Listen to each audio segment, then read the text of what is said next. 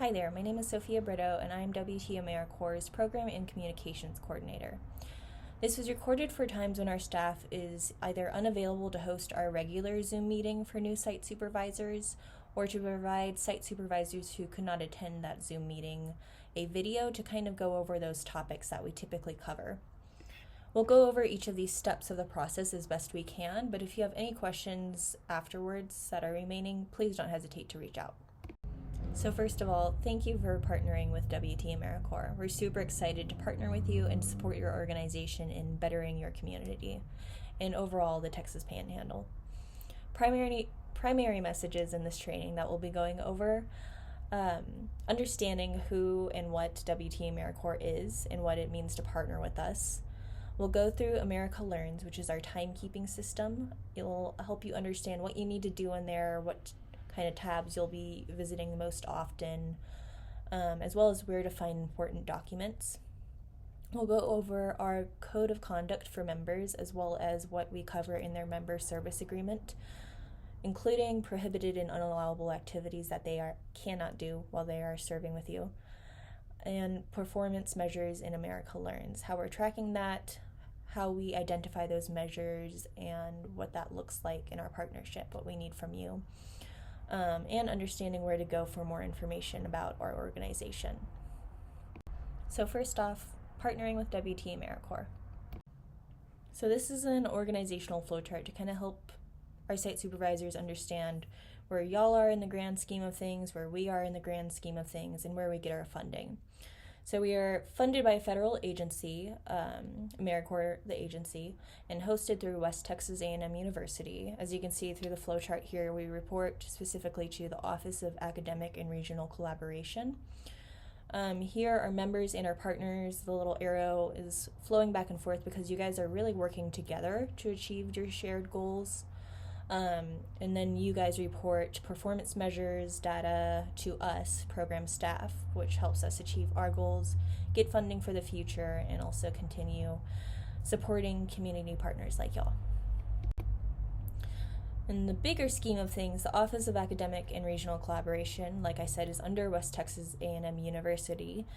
Both report to the One-Star State Commission for federal funding. One-Star State Commission is Texas's State Service Commission, in case you were unaware, but this is the organization we're referring to if we say we may need to talk to our commission to answer a question you may have, or sometimes we get new guidelines put in place, new policies, which comes with new paperwork and new contracts we need you guys to sign. That all comes from One-Star, typically, and they get their funding through AmeriCorps, the agency, federally. So these two big blocks of text are long-form versions of what our mission is and our vision. The highlighted parts cover it best. We want to help build a more supportive, resilient environment where all people thrive in sustainable careers and communities. And our focus is obviously in the Texas Panhandle and those rural communities within the Panhandle. Sitting in an office in WT, we don't always know what certain communities need. We don't know what's going on in Dalhart or Childress or Dumas, but you guys do. Your organizations are working to meet those needs. So with partnerships, we're aiming to augment existing systems and partner with these community-based and civic organizations, education institutions, or other groups working to meet those needs, because we're really wanting to encourage civic engagement, because that, in the long term, that's going to be what helps our communities the most, getting people to invest back into them and to find that connection with their community once again. So these are the key participants in the WT AmeriCorps program and in helping us achieve our mission. So first off, we have program staff. Our program director is Misty Rueda. Our assistant director is Laura Seals, who some of you have probably met and are familiar with. In charge of member development, we say member development management, our program specialist is Hannah Doggett.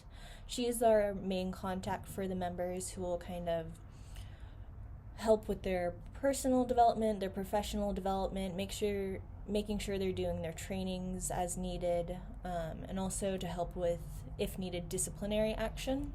She's also typically the second set of eyes on their timesheets once it goes through the second stage of reviewing. Let's see. And then we obviously have our service site partners, and under that, site supervisors, which are you guys. Um, we're here to help support you. We're here to help better your communities. And then those members who you guys are supervising are helping you carry out your mission, helping you achieve your goals and build capacity and resiliency. We list volunteers here because we still see them as pretty important, even if a volunteer might not necessarily be a part of our program or a regular part of your organization. They are potential AmeriCorps members and necessary contributors to meeting both of our goals, as well as your member may be recruiting or interacting with volunteers on a pretty regular basis too. So all of these, it's not a one-man show. All of these people are necessary in helping us kind of get things done. So I want to go over a bit of our organization's history, how we shifted, how we started, what we're doing now. So we started our first cohort back in October of 2020, and back then we were primarily focused on educational attainment and attrition across regional high schools. And at that point we had quite a few rural partners because we were having members placed in high schools all over the place, all over the Texas Panhandle. So during this time, our director was also busy on working to further our outreach to address more critical needs in the Texas Panhandle, including education, of course, but also adding in their economic opportunity, environmental stewardship, and healthy futures, which are some of AmeriCorps', the agency's focus areas nationally. So in 2023, we submitted a recompete grant to shift from education-focused to a rural intermediary and capacity building program. We were awarded a new grant to become a rural intermediary program later that summer, which is what we now focus on today. So here's some facts about the Panhandle that kind of shifted and guided our reasoning between shifting from just an education focus to rural intermediary and capacity building. So the Texas Panhandle covers nearly 26,000 square miles and is slightly larger than the state of West Virginia, which is pretty crazy to think about. Everything really is bigger in Texas. We have a population of 435,775 people here in the Panhandle. The Amarillo metro area occupies about 60% of that population. Of the 63 municipalities, there are 4 micropolitan cities with populations between 10,000 and 20,000, but most communities are below 4,000 people. Some additional fun facts that some people don't always know was that the Texas Panhandle was part of FDR's New Deal after the Dust Bowl and the Great Depression in the 30s. These efforts were part of the CCC's help aiming at boosting communities experiencing distress. Today, in the Texas Panhandle, the economy has primarily been agriculture, energy, and defense industries, and 14 of the 26 counties have less than 50% availability of broadband service. This results in many individuals lacking high-speed internet for work, school, telehealth, and more. And 14 out of the 26 counties today are considered distressed. So this goes back to our program's focus, which is capacity building. Capacity building is defined as a set of activities that expand the scale, reach, efficiency, or effectiveness of programs and organizations. These activities achieve lasting positive outcomes for the beneficiary populations served. Ideally, it's your organization we're helping build capacity in, which then adds to the capacity of our region as a whole. We want to have a long-term impact, and we want to see, our members helping you, like genuinely impacting your organization, making things better, making things stronger. Something we encourage our site supervisors to think of in early communications and in their regular check-ins with their members is to ask themselves, does your member understand who your beneficiaries are? Do they know who they're serving? Do they know the populations you're trying to reach? Does your member know the outcomes that the organization is trying to achieve? Do they know what they're trying to work towards as a whole? And is it clear at this time, or will it become clear, what capacity building your member will be doing? Do they understand the impact of the role and your goals of having an AmeriCorps member at their site? So how do we measure impact, and how do we get those performance measures? Great question. So our grant is measured on the number of organizations where we provide capacity building support and the percentage of those organizations that report improvement in capacity after having their members serve. So we do that by using a tool called the Organizational Capacity Assessment Tool. We call it OCAT for short. And it helps identify a focus area and a metric. So again, our focus areas are educational attainment, healthy futures, economic opportunity, environmental stewardship, and disaster relief. So what will happen is Laura will set an appointment with you. She'll go over a memorandum of understanding, and then she'll kind of help you identify a focus area that your member is supporting you in, and a metric that you can then share with us so we can track it at the beginning, pre-service, and at the end, post-service. So that helps our organization in making sure we can continue to get funding, and so we also know that what we're doing is good work and what we're doing is actually helping. Okay, let's see. Making sure I'm covering everything and getting all my notes on. So we will share information about the OCAT pretty soon after. Laura will reach out to you with that information. It can be difficult to go through. There's a lot where, your organization will be wanting to do these things or maybe has goals to do these things. But it kind of helps narrow down your thoughts, figure out what your strong points are, your weak points are, and how to overall focus your mission. Our organization did it as well so we can understand what we were giving out. And it is difficult, but it is also very helpful. So as I mentioned before, WT AmeriCorps started in 2020. We're not just Amarillo based. As I mentioned before, we're trying to meet the needs of all 26 counties in the Texas Panhandle, including those rural areas that really need capacity building and support.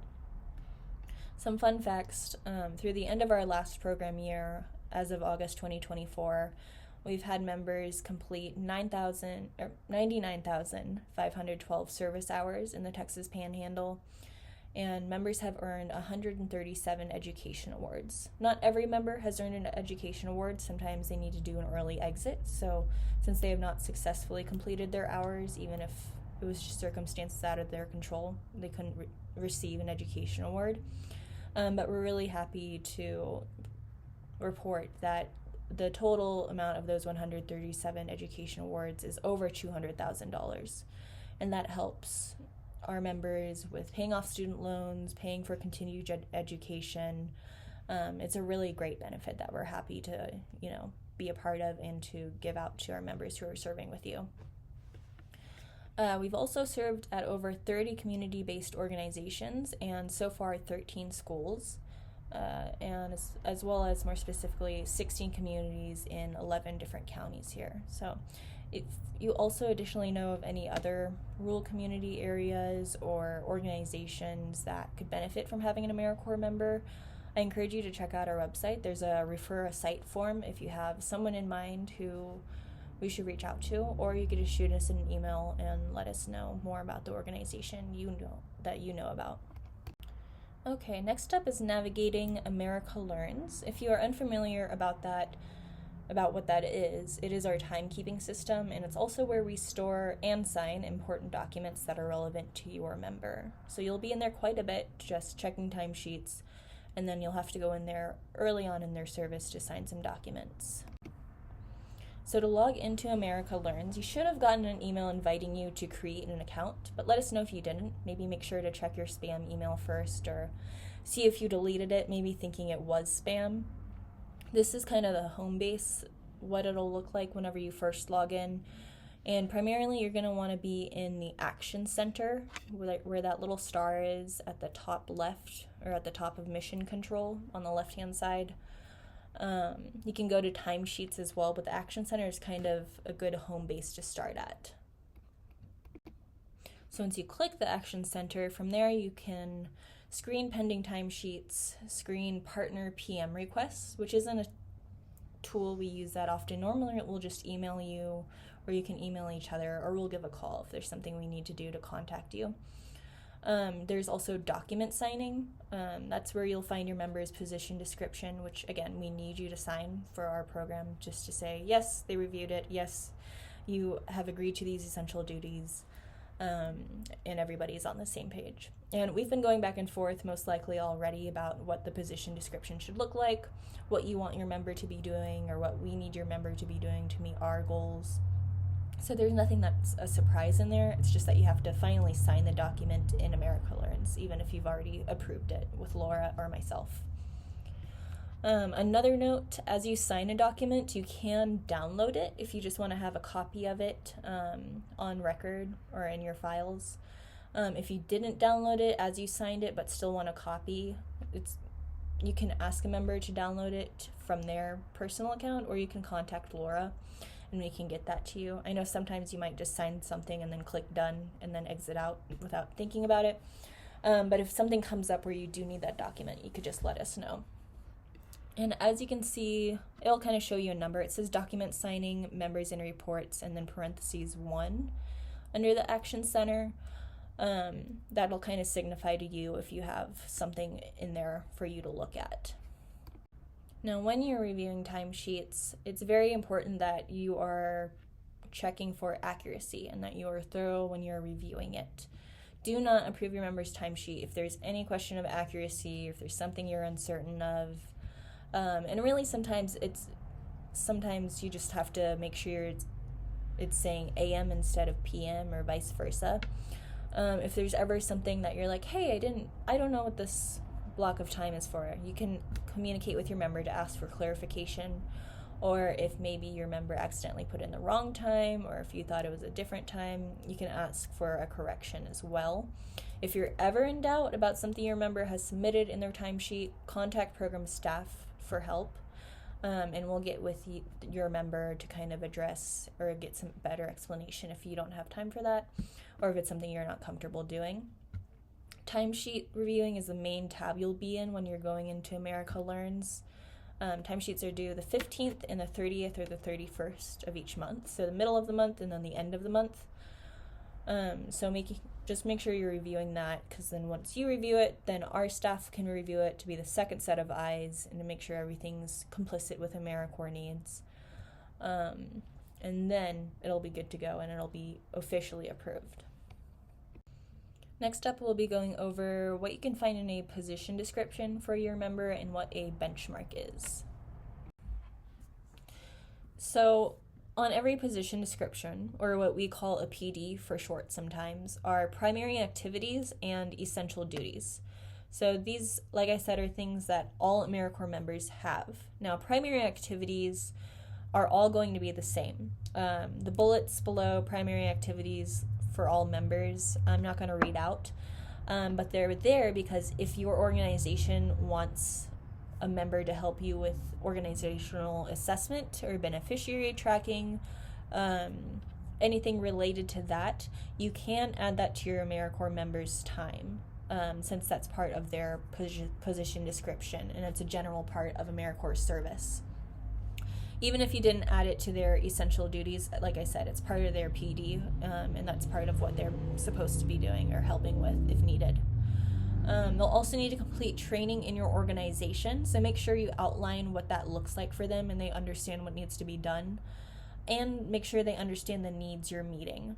And like I said, they can support pre-service assessments, post-service assessments, and track the progress in between if you need their help with that. If you want them to focus on just the essential duties, that's fine too, but we also want to share that they can do additional activities that are outlined under their primary activities. Essential duties are a little different. They are unique to each partner site and each member's role. It's generally a great idea to sit down with your member early on in their service and go over the position description, what you're expecting from them, what projects you want them to complete, and maybe set up priorities. And then throughout the year, when you're doing your regular check-ins with them, it's a great reference point so you can kind of evaluate if the member is on track with completing their service, if they need to kind of refocus what they're working on, or if they even complete a big project and you're not sure what to do next or what to prioritize next. It's great to revisit the position description and essential duties pretty often so you can kind of see what to work on next together.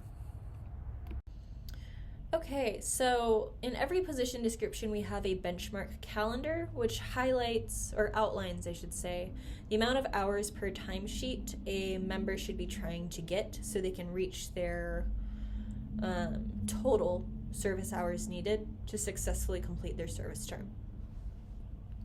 This is a tool that site supervisors don't really have to worry about. You don't have to check this pretty regularly.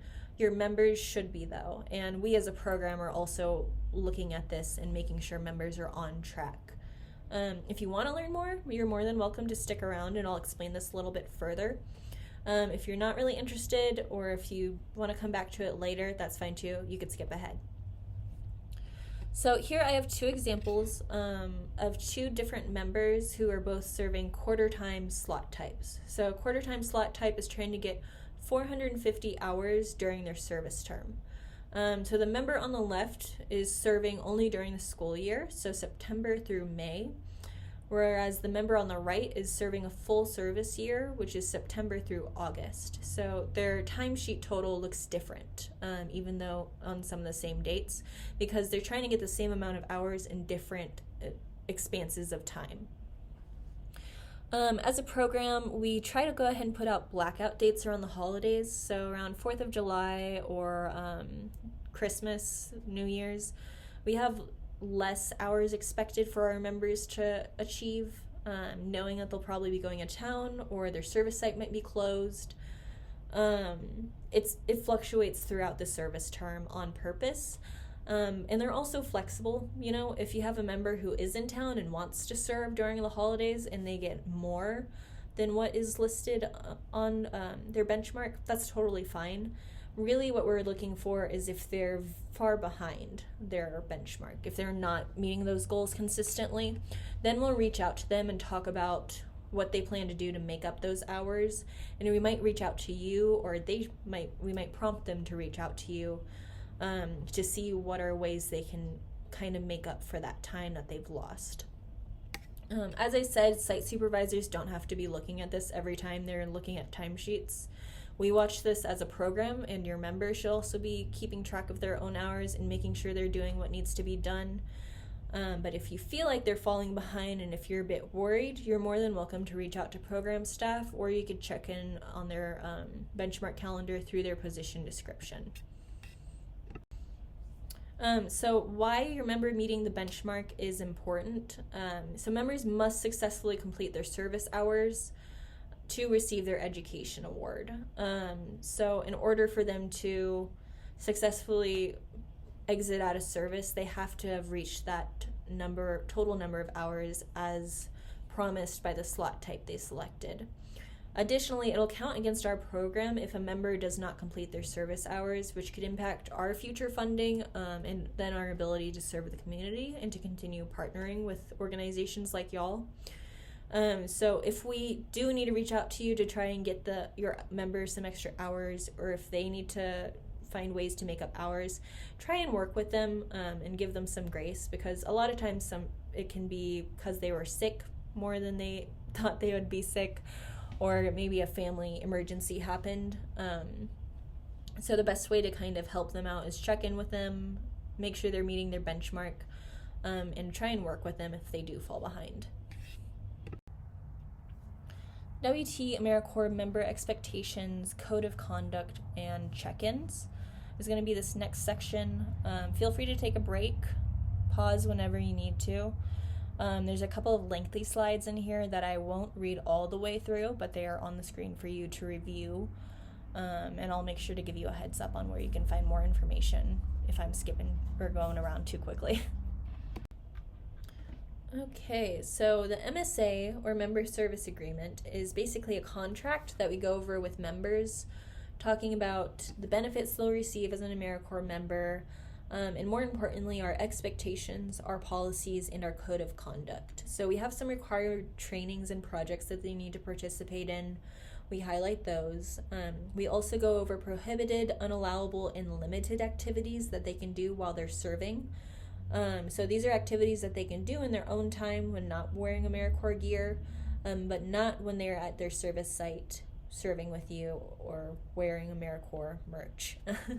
And I'll go over those with you as well, so we're all on the same page and you know what your member can and cannot do. We also discuss a release from terms of service. If they need to do an early exit because they're moving, if they have a new job, or if maybe there's some disciplinary issues. We talk about what the steps are for getting an early exit and what that includes. And we'll also loop you in on that if that's needed. Okay, so prohibited activities, as mentioned before, we're going to go over them, as well as unallowable and limited activities, but I'm going to kind of summarize what these are. Part of our partner acknowledgement form, which is required for you guys to fill out, which you'll do after this video, is reading through prohibited and unallowable activities, the policies that we have, which we have a link to, and then acknowledging you've read them. So you guys will get the summary here, but then you'll get the more detailed version in those policies that we share with you. Prohibited activities include members attempting to influence legislation. They cannot do that. They cannot organize or engage in protest petitions, boycotts, or strikes. They cannot assist, promote, or deter union organizing or impair existing contracts for services or collective bargaining agreements. And they cannot engage in partisan political activities or other activities designed to influence the outcome of an election to any public office. So while they are serving at your site, while they are in AmeriCorps gear, they cannot do what's listed here and in the following slides. So going into a bit more detail, participating, endorsing events or activities likely to include advocacy for or against political parties, platforms, candidates. They cannot do that. And they cannot engage in religious instruction, provide instruction as part of a program including mandatory religious instruction or worship, or engage in any form of religious proselytization. They also cannot conduct a voter registration drive or use AmeriCorps funding to conduct a voter registration drive. They cannot provide abortion services or referrals for receipt of such services, and of course any other activities AmeriCorps, the agency, may prohibit in the future. In addition to what's listed, that includes census activities or election or polling activities. As I said before, they can't do this while they're wearing AmeriCorps gear or while they're serving AmeriCorps time, or serving on AmeriCorps time. And while they're serving, they can't engage in any of the listed activities directly or indirectly by recruiting, training, or managing others to then engage in these activities. So as far as unallowable activities, the main two things are what is called non-duplication and non-displacement. So these are the formal definitions. We'll go into kind of what they mean up next. So non-duplication and non-displacement basically means a member cannot perform services or duties that have already been performed or assigned to what is listed below. I'll let you read through each of these bullet points, but what they're basically saying is an AmeriCorps member cannot replace a role that was already existing. They can't fill in that gap in that way. And they cannot take over tasks or duties that are no longer being covered by a previous employee, whether it's because they're out sick, or they're out on leave, or they were resigned or discharged. AmeriCorps members are not meant to replace existing roles, but are meant to add to programs and help build capacity. This is why we have position descriptions. The essential duties and the primary activities outlined by our program and your service site are the only services or duties your member can provide. So now going into limited activities, the number one limited activity is fundraising. So a member may spend up to 10% of their service term on fundraising. However, there are a lot of rules involved with that. So our program policy is any fundraising activities must be pre-approved by WT AmeriCorps staff. No matter what it is, the best rule of thumb is if you're ever uncertain about an activity your member wants to do or you're thinking about assigning to one of our members, it's best to ask us If it's a fundraising activity, you definitely have to ask us. As far as education or training, a member may spend up to 20% of their service term on education and or trainings, including professional or personal development or any other additional trainings offered by their partner. This can look like conferences, this can look like master classes, lectures, webinars. If there's an interest from your member in attending these, we're happy for them to do that. Only 20% of their time can be spent on doing that though. So if they're an abbreviated time member and their goal is 100 hours over their service term, only 20 of those hours can go to education or training. And that includes the beginning onboarding training as well.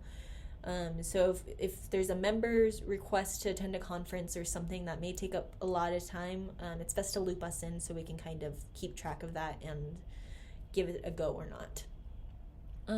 At least 80% of a member's total term hours must be spent on direct service or capacity building. So at least 80%, the majority of what your member is doing should be serving with you rather than fundraising or education or training. So our code of conduct, we outline this in the member service agreement, and it's included in our WT AmeriCorps policy.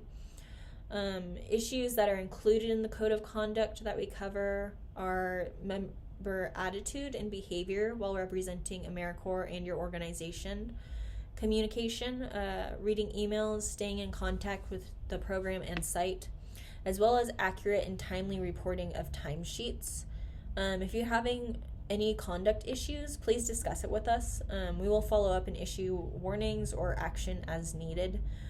We want to know when stuff is happening that's concerning you. We want to make sure everyone's happy and also doing what they need to be doing. So signage at your site, you have to make sure that our prohibited activities poster, which we will provide, and an AmeriCorps Serving Here poster are somewhere visible in your service site. Please also remind or encourage your member to wear their gear while they're serving, their AmeriCorps gear. It is part of their uniform, and we communicate that in their code of conduct. We give them 2 t-shirts, we give them a polo, we give them a lanyard, we also give them hats. So depending on your dress code at work, one of those objects should be on them while they're serving. There are requirements by AmeriCorps, the agency, and One Star will audit us and include random site visits, visiting our partners. They will be looking to make sure that that signage is visible and that if the member is there, that they're wearing what they need to be wearing. All right, I've got some reminders for you guys as site supervisors, and then we'll be just about wrapping up. So number 1 is to remember to hold regular meetings with your AmeriCorps members, at least weekly or every other week, depending on your member and your comfort level. This is a great time to check in on personal or professional goals, or to set goals related to capacity building or their position description. We really want them to see how their service connects to the way it's impacting your organization. So try and have those conversations with them so they understand what they're doing and how it's helping you guys. Also, keep communication open with us as a program. If you have questions about us or your members' service, obviously reach out. We're happy to chat with you. We have an open door policy, even if that door is digital and it's through email or Zoom. Also, let us know if there are changes in supervision. If someone gets transferred or moves around, that's all right. Just give us the new contact info. And also let us know if you need to change service requirements or hours, and we can talk about a game plan for that too. I'll be sending out monthly newsletters for our partners it'll include relevant information such as required member trainings or meeting dates that may interfere with stuff you guys have going on, and it'll also include program updates as needed too. Like if Laura's out, if I'm out, who your contact is, or if her office will be closed. It'll just kind of be that information that's relevant to y'all. Okay, next steps, and then we're pretty much done, guys. Once you've watched this video, you've kind of processed things, you've taken a brain break, we will need you to complete the partner site acknowledgement form, which we'll link in the same email we send you this video. in. So it'll include links to AmeriCorps' prohibited and unallowable activities for you to thoroughly read and review. We'll need you to look at that and then acknowledge that you've read and reviewed them in our partner site acknowledgement form. It'll also indicate that you understand and agree to the expectations upon you as an AmeriCorps service site. So once you've processed this video, go to that link and that'll be your next step. Then you can wait to hear from our Assistant Director, Laura Seals. She'll set up a time to go over a memorandum of understanding with you if you haven't done that already. And we'll also send you the organizational capacity assessment tool so you can look at it, review it, write down questions or thoughts you have about it. And then she'll either in that same meeting with the MOU or in a separate meeting dedicate a time to discuss what we want to use as a performance or impact measure. Then be ready to review and approve or request edits on your members' first timesheet. Those will be due the 15th or the 30th, or 15th and the 30th. So depending on when you're watching this in the month, you'll have a timesheet to review on one of those dates. Make sure you are again checking for accuracy and are making sure that those times say AM when they need to say AM or PM when they need to say PM. And if it looks all right to you, approve it. If you have questions, ask those questions and go ahead and send it back to your member, or just ask us if you're uncertain about America Learn stuff. You will also need to sign your member's position description in America Learns if you haven't done that already. We've been sending the position description back and forth, but after your member's MSA or during your member's MSA, they will sign and acknowledge they've looked at the position description and acknowledge those essential duties and primary activities. And then we need a site supervisor to sign that same document after them to acknowledge that they are in agreement as well. So just 4 steps. That's all you have to do. And then you guys are good to work together. And just let us know if you have any questions. We end on this quote by Helen Keller. Alone we can do so little, together we can do so much. We want to thank you guys again for choosing to work with WT AmeriCorps. Together, we're so excited to see the impact we can make on the community members we serve and the communities within the Texas Panhandle. If you have any questions or if there's any way our program can further support your organization, please don't hesitate to reach out.